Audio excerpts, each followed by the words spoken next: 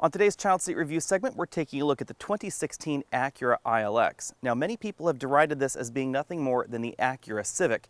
And while this is a close cousin to the Honda Civic, it really isn't the same vehicle. It has never shared any sheet metal, and it really doesn't share anything inside with the Civic either, aside from a few switches. For 2016, it shares absolutely nothing with the Honda Civic under the hood either, including that Honda Civic Si. When it comes to child seats, however, the relation between this and the Honda Civic is important because it's right about the same size.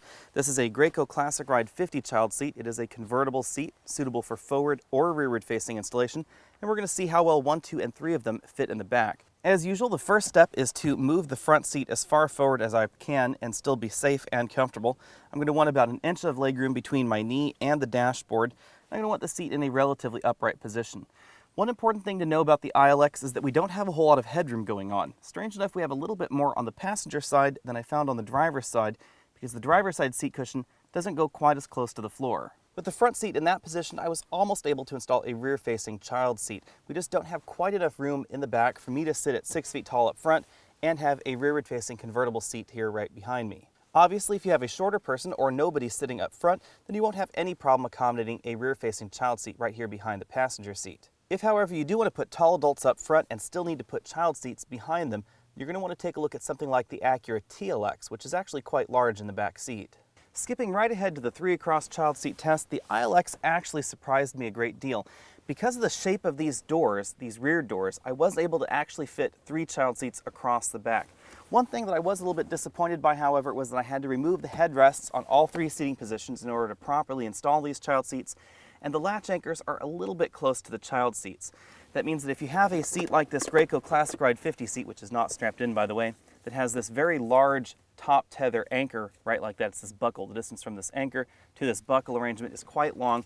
Then you may find it a little bit more difficult to properly install your child seat, because when properly installed, if you want to hook that right here, it is a little bit difficult to cinch it up. Since this buckle comes right to the back of the child seat, you really don't have the ability to really tighten this child seat up. When properly installed, you should be able to move the child seat no more than ½ an inch if you tug on it firmly. Speaking of anchors, we have latch anchors for the outboard seating positions only. Acura says you should not use the outboard latch anchors for the center child seat.